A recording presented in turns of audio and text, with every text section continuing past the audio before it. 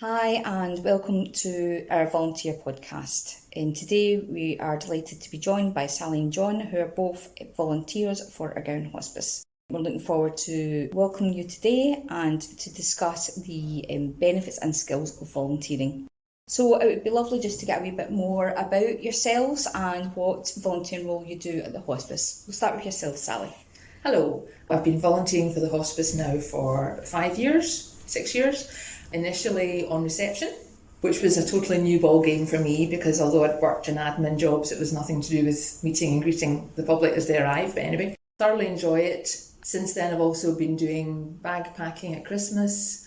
Since COVID, we've had a virtual choir. I've been volunteering for the last 10 months with one of the doctors on an admin role. Okay. So generally doing anything I can to help anyone at the hospice in an admin capacity. Fantastic, thank you, Sally. How about yourself, John? Hi, like Sally, I started as a receptionist, believe it or not, which, if I remember, Sally, it was you had to do a morning, an afternoon and an evening shift before you became qualified as a receptionist. That I did. And from that I moved on to volunteer driving, which has been really the only thing I do for the, well, it's not the only thing I do for the hospice. Believe it or not, I'm actually, who is it? Is it Archie? Archie the aardvark. Why they picked an aardvark, I don't know. But poor old Archie has been put in the back burner because of COVID. I've only had one appearance, and that was in the Battery Park, which was a delight because it was children. It was just amazing. Anyway, that's getting off the topic. Driving, obviously we're a bit quieter at the moment, but hopefully we're getting back up to steam again and getting the show on the road and getting more people to where they should be at this time. Yeah, very important job. Yeah, definitely. It's sad that I think because of I can see the fewer trips that I'm doing makes me think there are fewer people going to the doctor and fewer people being referred, and obviously the repercussions of that are not good. Yeah. But driving in itself is I'm enjoying very much. Both are really worthwhile roles, so they are, and I think like that the service users that both yous deal with is they I know like that from transport, they cannot thank people enough. So it is for the time that you give to volunteering. So why did both of you decide to volunteer? What was your thoughts and reasons why you thought volunteering was for you? For me, I retired from a full-time job, quite involved, busy full-time job, again in an admin capacity. Through my job, I'm not from Greenock, but through my job, I had connections with the hospice and the friends of the hospice, and I thought I'd give myself a few months to get used to retirement, and then I decided, right, I need to do something useful, I need to keep my brain occupied, and it was either Ardgowan Hospice or the SSPCA. So Ardgowan Hospice welcomed me with open arms, and I started on a weekly basis, doing my 3-hour shift and thoroughly enjoying it and learning things as well, which is good when you think you've retired and you're not going to learn anything new in your life ever again. Up pops something interesting and you realise, no, there are still a lot of things to learn, and you also have a lot of experience and skills to offer. Yeah, I think that's vitally important, because I think like that when we leave something, we automatically think, well, that's it, do you know what, my skills are no longer important, and like that we're always learning. How about yourself, John? Again, it was I've been self-employed all my years, and finally I ended up I was just working for as a contract with Scottish Power, and they decided to take that in-house, so effectively it wasn't a retirement as such, but my good lady decided that I should maybe think about stopping working, so that's what I did, and I hated it. I couldn't get my head around it. I was surprised when someone asked me, did you not plan for your retirement? And I said, no, I didn't. I'd never thought about it. Still, the thought goes through my mind, and I still get the odd agency coming on from in my computer offering me positions. But I was retired, and I can't remember what prompted me. I just decided, I went on the hospice website, had a look at that, and went in, met Rebecca, and ended up training to be a receptionist. And I couldn't get the appropriate skirts to wear behind the desk. Thank you. So I decided, driving for me, I think. So I moved on to driving, and was trained or taken up and down to the Beatson, and sort of carried on from there. Yeah, brilliant. And like that, so talking kind of about sort of, we kind of briefly hit a point with yourself, Sally, sort of skills and experience. So what skills have you learnt? What experiences do you think you've gained through volunteering? For me, I like to think my driving has improved. Mrs. Wilson will disagree wholeheartedly. And it's difficult actually to think, just as a driver, what skills I've picked up. It's more not so much maybe what I've learned, but it's what I've enjoyed. Yeah. Meeting all these different people, and it's sometimes the worst time in their life. Aye. Yeah. And I can honestly say that never once has there been anyone vaguely who appears down or unhealthy. Yeah. And that's been a sort of revelation for me. Expanding on that a little bit, I do remember on one occasion I took a lady up to the hospice, up to the Beats, and Joan phoned me and said, could you pick someone else up to come bring them back? Down. And I said, yeah, fine. And this gentleman never appeared, so I had to go and look for him. And the Gartnail is quite a big place. Amazing. So I went from ward to ward, and I couldn't, I just couldn't find this person. And believe it or not, every ward I went to, a nurse came out and said, good morning, what time is your appointment? And, that was a bit of a thought maker. I just stopped and thought, I'm healthy, I look healthy, but somebody's thinking I'm not well. You have an underlying condition. Yeah. And it's sometimes like that. It's that look, isn't it? They just automatically presume you're in that position. That's it. You're here for such and such. Yeah. It's quite scary. So it is. But I think, as I've said that before, I think the transport stuff is amazing, and I think you're right. I think it's always quite amazing like that, how upbeat people are and how thankful people probably are. See that, John? Yeah. Yeah. Likewise on reception, you're seeing you're seeing patients arriving to be admitted to the hospice. You're seeing their families arriving with them, looking very worried because they've never been in the hospice before. They don't know what to expect. So, and then obviously as time goes on, you see visitors arriving to see patients, and then inevitably, in a lot of cases, you see them when they've just had, it's just been the worst moment of their life and their loved one has died. Mm-hmm. And you that's one thing I suppose I've learned to sort of wait for people to, I want to gauge their reaction before I'm always a smiley, happy person, and I've got to remember that, well, this is a very serious moment in people's lives. You've got to wait and see how they react, and then you can react accordingly. But like John, everyone has been quite upbeat, and a lot of people just want to talk, and because you're not in the medical profession, they just want to talk. So it's been a great, lovely experience to speak to people of all walks of life, as I say, sometimes the most distressing time of their life. Yeah.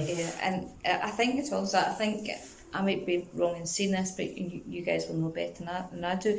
I think at times is about reading that, isn't it? It's about reading somebody's mood and whereabouts they are today, and that sort of role. When you go into the hospice, that's the thing I think you have to be most aware of. Taking that a wee bit further, I mean, obviously at the moment because of COVID, you're just taking one driver. I mean, years past, you'd be taking 2 or 3 people up, maybe 2 or 3 times a week. But you've always got to, well, I have learned, that's maybe one of the skills I have learned, is someone comes into the car and you've got to judge how you react to this person, how you, how you converse. Do you converse? Do you not converse? And you just, so that's probably something, play by ear, and you've just got to gradually, either listen or talk or. I mean, only once I'd driven all the way to the beach and then back, and not a word was spoken. So you just have to accept that. And it is about judging that mood, and I would imagine like that before COVID hit us, the probably feel in the car would be slightly different as well, because there's always probably somebody, if you're maybe taking 2 or 3 up, and then one turn there's probably somebody who'll always chat. No silences allowed. Dare I say the time I had to take 3 ladies up? Did you get a word in edgewise? No. That's no surprise. Until we got to the beach and someone said, "John, I'm sorry, but we obviously just got chattering there." And I did get a wee bit of a word in on the way back. They gave you a little bit of space. So they did. So like that, so what is it like to, and I'm probably going back a wee bit because I know both of you have been volunteering for quite a long time. What is it like to come into the hospice as someone who's new to the role? Do you get support, etc., like induction and things along those lines, to give you an idea about the visions of the hospice? What does it feel like? I think I'm probably getting that kind of feeling. Is it like starting a new job, for example? Well, certainly on reception, you would, when you started, as John mentioned earlier, you would have, when you volunteer initially, you have a go at each shift because there's something different happening at each shift, morning, afternoon and early evening. You've got visitors coming in the afternoon, you don't have visitors in the morning, not for patients anyway. And they come in and they have a stint each shift, and somebody like myself usually, who's been doing it for quite a long time, will sit with them and go through everything and try. One of the difficult things I find, I think as you get older, people's names go in one ear and out the other. And there are a lot of employees in the hospice, a lot of people coming in and out for various capacities, and initially you think, I haven't got a clue who they are. And then obviously as time goes on, just like starting a new job, but I must say everybody was so welcoming. So all this existing staff were so welcoming and friendly and really appreciate anything you do. Good, so that's a lovely experience. How about yourself, John? It must be slightly different. I would imagine the reception role is like that, more staid and all the rest of it. How about the driving side of it? Reception, driving. The very first thing is someone. Well, they do check you have a driving licence to begin with. To be fair, Joan's very meticulous. You get your speeding fines as well. So the first thing was you would be introduced to another driver, and you would sit in the passenger seat alongside the driver. You would have a patient in the back, a couple, and drive up and down just to see the way things work. And then you would swap roles with the driver. You would drive the next day, and he or she would sit beside you just to be sure you are doing okay, and that it just flows on from there. And it must be quite an isolating role though as well. At times it must be quite an isolating role because you're out on your own quite a lot of the time? Do you know, that way it must be quite difficult at times to... Oh, you may be on your own, but she who must be obeyed is always on the other end of the I phone. think you mean Joan? I was going to say that. I do mean Joan. Yes. Yes. Oh, that... She is... Joan is lovely and does a great... She really does a wonderful job. Yeah. Yeah.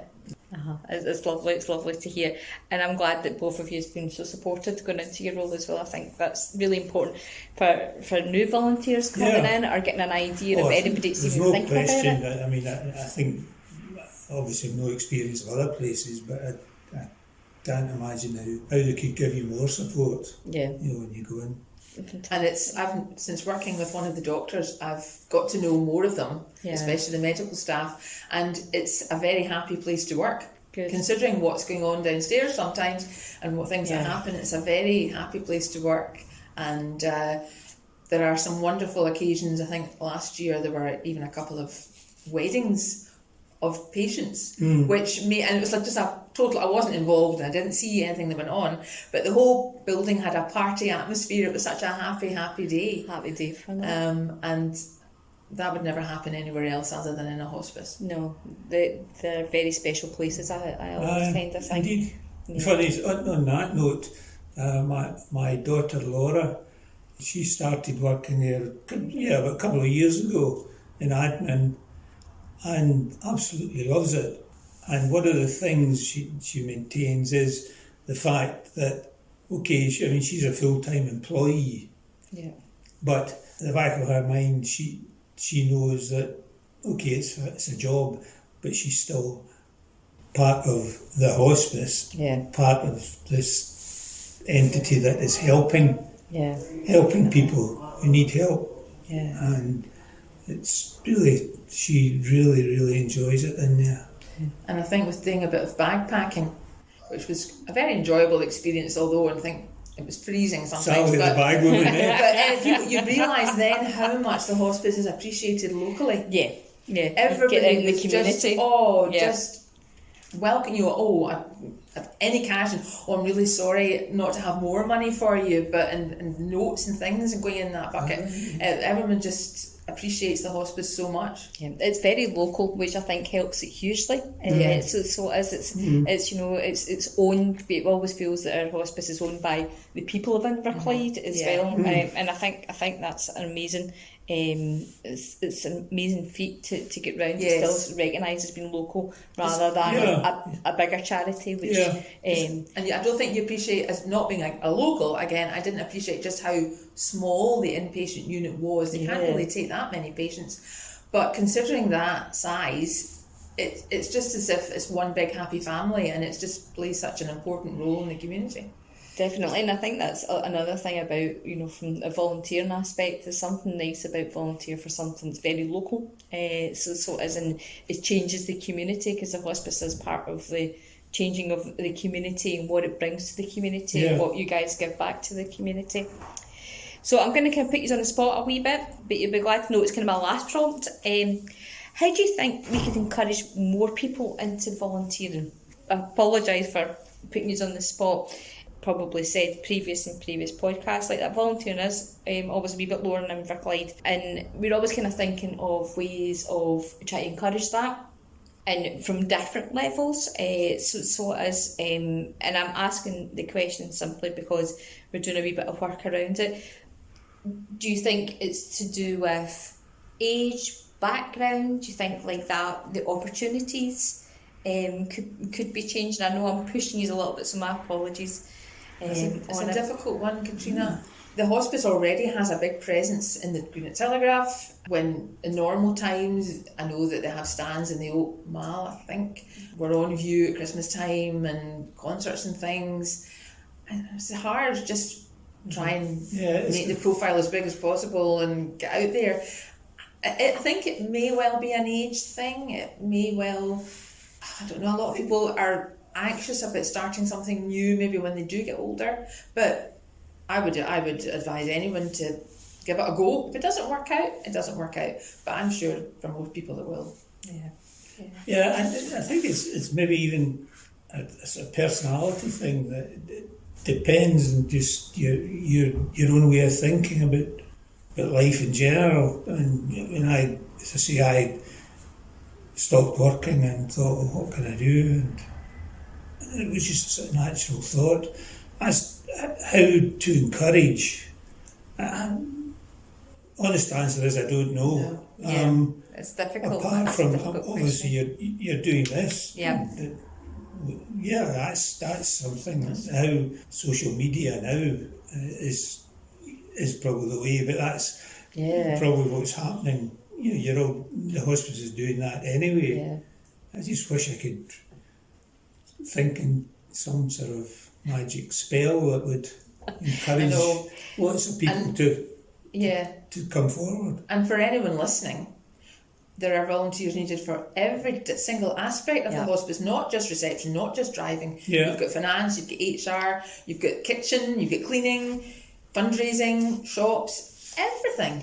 And I think you're right. I think, there is like that, lots of different opportunities out there, hospice and Inverclyde. And I think sometimes what happens, and what we're kind of exploring is that little bit about, okay, how are we opening it for everybody? Is there enough, is there enough variety? Is there enough different opportunities out and about there? And like that, like yourself, John, I wish I had the answer to the question. And we're hoping this sort of podcast, etc., on what we're doing over Volunteer Week helps to promote that a little bit more. One of the other things is if someone's sitting and thinking, should I go and volunteer for the hospice, as I did? One of the results of me doing that is I've met so many different, lovely people and had so many experiences. And I use that word apart from the 3 wifeys in the car, which was a positive experience, I have to say. You'll experience things that you wouldn't if you were sitting at home watching the television. Yeah, exactly. Yeah, and it's all ages. I've just remembered that on a few occasions I've had school kids, maybe in their 5th or 6th year, or they want to put it down in their CV that they've come in and volunteered at the hospice for a couple of months. And it doesn't have to be, I think people are scared of a commitment sometimes. That's it. Therefore, it doesn't have to be 3 hours every Tuesday morning. It could be a couple of hours as and when you can offer. Yeah, and I think like that with the young people in the hospice, and when we talk about flexibility there as well, like that, it's very much centred around them and what they can do and what you can commit at that time. And I think you're right. I think a lot of people think that's a big commitment, and it really isn't, and it's got to work for you. That's the be all and end all. Volunteering works both ways. So it does. So. But no, I think that's great, because these are questions like that. We want to get a better idea ourselves of what can be done better. And what we should be thinking about as well, and getting the volunteer voice is amazing. So anyway, thank you for a really good discussion, though. I really liked it. I really enjoyed it. Like that, thank you to both Sally and John. I also want to thank Ardgowan Hospice as well, and like that, they have lots of different opportunities out there. So if you're looking for volunteer opportunities for Ardgowan Hospice or any other organisation, I would encourage you to visit Volunteer Inverclyde webpage, which is volunteerinverclyde.com. Alternatively, as I said at the start of this, my name is Katrina MacLeod. You're absolutely more than welcome to contact me and have a chat, and I'm happy to refer on to Ardgowan or any other organisation. In CVS Inverclyde, who I work for, their telephone number is 01475 711 733. But more importantly, thank you for listening to this podcast. I hope you have a lovely volunteer week, and thanks again to Sally and John. Thank you.